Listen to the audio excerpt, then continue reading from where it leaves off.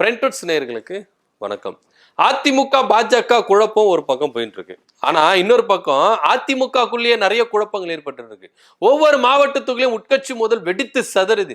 இது 2026 சட்டமன்ற தேர்தல் வரப்போது இதுக்கு ஏற்றதா அப்படின்ற ஒரு ரேஞ்சில தான் பார்க்க வேண்டிய ஒரு விஷயமா இருக்கு. இப்போ எடப்பாடி பழனிசாமி என்ன பண்ணணும்னா சுற்றுப்பயணத்தை ஓரமா வச்சுட்டு ஒவ்வொரு மாவட்டத்துக்கு நீங்க சென்று இந்த உட்கட்சி மோதலை தீர்த்துட்டு கட்சியை வலுப்படுத்தணும் அப்படின்ற ஒரு கட்டாயத்துல எடப்பாடி பழனிசாமி இருக்கிறார்.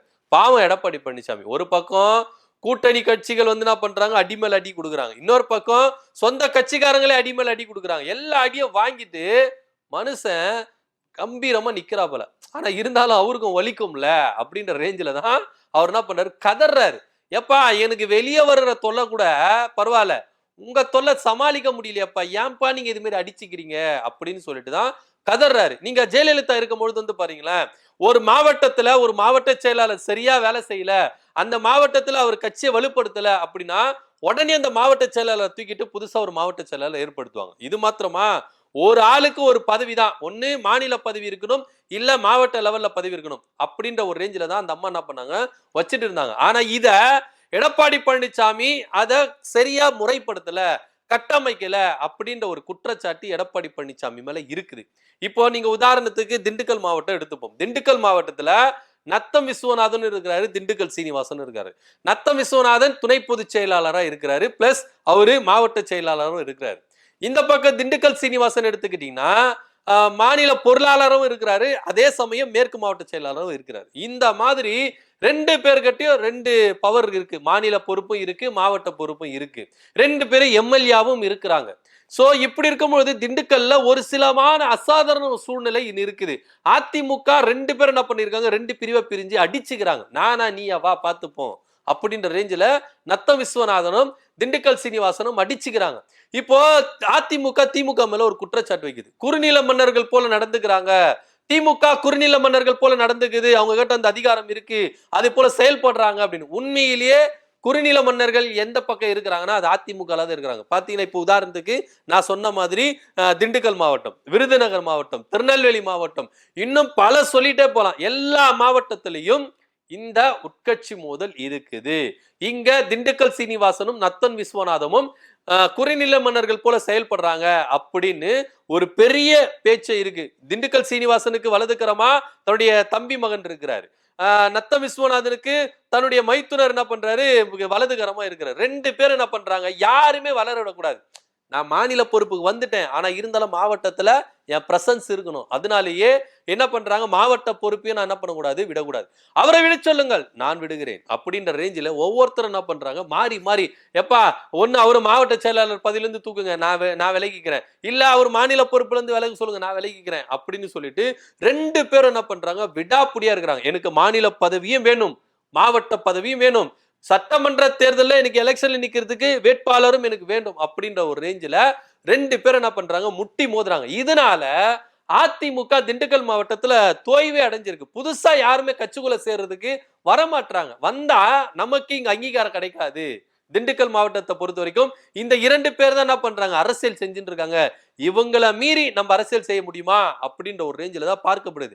இதை தவிர்த்துட்டு தேர்தல் நிக்கன்னா கூட ஒருத்தருக்கு ஒருத்தர் விட்டு கொடுத்துட்டு நிக்கிறாங்க. இப்போ உதாரணத்துக்கு நீங்க திமுக சைடு எடுத்து பாத்தீங்கன்னா ஐ பெரியசாமி இருக்கிறார், அதிமுக நத்தம் விஸ்வநாதன், இவங்க ரெண்டு பேரையும் வந்து என்ன பண்ணாங்கன்னா ஜெயலலிதா வந்து இருக்கும்பொழுது நத்தம் விஸ்வநாதனை ஐ பெரியசாமி கூட மோத விட்டாங்க. அப்போ அதுல வந்து ஐ பெரியசாமி வின் பண்ணாரு, நத்தம் விஸ்வநாதன் தோல்வி விட்டாரு. இப்போ நிலைமையே வேற, நம்ம ஜெயிக்கிற மாதிரி நிக்கணும், அந்த சேஃபான ஜோன்ல நம்ம போயிடணும் அப்படின்ற ரேஞ்சில தான் இங்க அதிமுக வந்துருச்சு. ஏன்னா தெரிஞ்சு போயிருச்சு, ஜெயலலிதா இருக்கும்போது ஆளுமை வேற, இப்ப எடப்பாடி பழனிசாமி இருக்கும்போது ஆளுமை வேற, ஜெயலலிதா இருக்கும்போது அரசியல் வியூகம் வேற, எடப்பாடி பழனிசாமி இருக்கும்போது அரசியல் வியூகம் வேற. சோ இங்க ரெண்டு பேருக்கு நிறைய வேரியேஷன் இருக்கு. எடப்பாடி பழனிசாமி என்ன நினைச்சுக்கிறாருன்னா, நான் ஜெயலலிதா இல்ல, ஜெயலலிதா விட மேல, அவங்களை விட நான் என்ன பண்ணேன், அறிவாளி, புத்திசாலி, தேர்தலை வந்து வியூகம் வகுத்துற நான் வந்து திறமசாலி அப்படின்னு நினைச்சுக்கிட்டு ஒவ்வொரு தேர்தலையும் தோல்விதான் அடைஞ்சிட்டு இருக்காரு. உண்மையிலேயே ஜெயலலிதாவுடைய 1% கூட எடப்பாடி பழனிசாமி என்ன பண்ண மாட்டாரு, வரமாட்டாரு. அந்த அம்மாவுடைய வியூகம் வேற,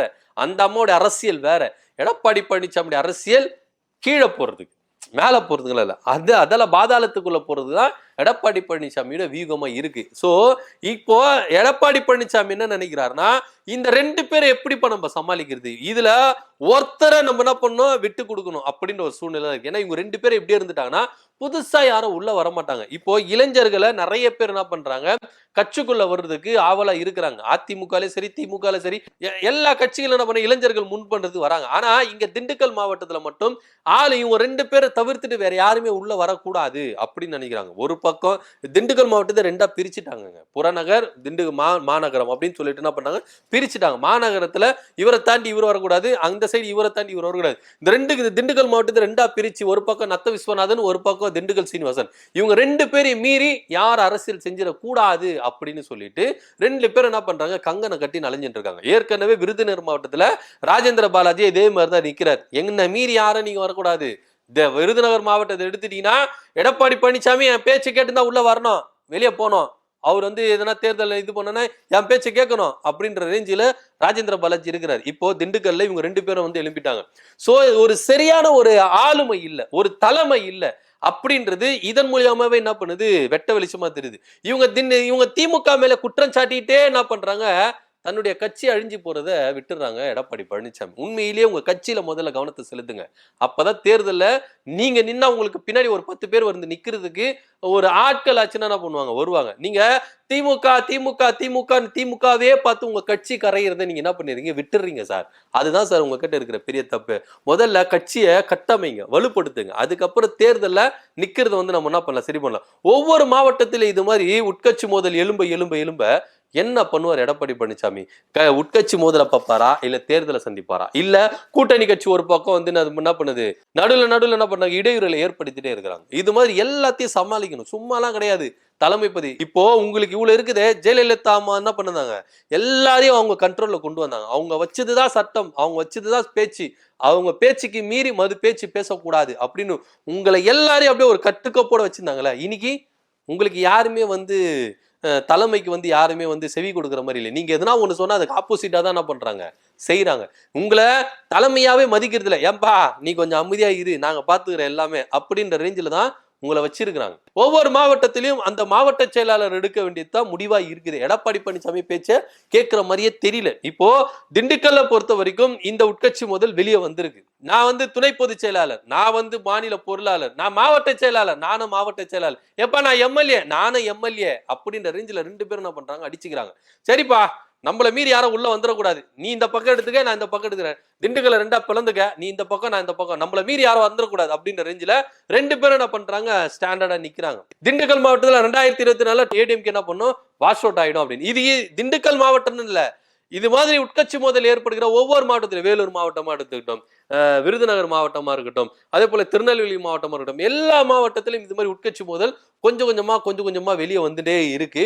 இப்போ ஒட்டுமொத்தமா இது பாத்தீங்கன்னா ஒரு 2026 சட்டமன்ற தேர்தல் வரும்போது ஒட்டுமொத்தமா ஒரு புள்ளியில நிற்கும். இது எடப்பாடி பழனிசாமி எப்படி சமாளிக்க போகிறார் அப்படின்ற பொறுத்து இருந்தா பார்க்கலாம் என்ன நடக்குது அப்படின்றத.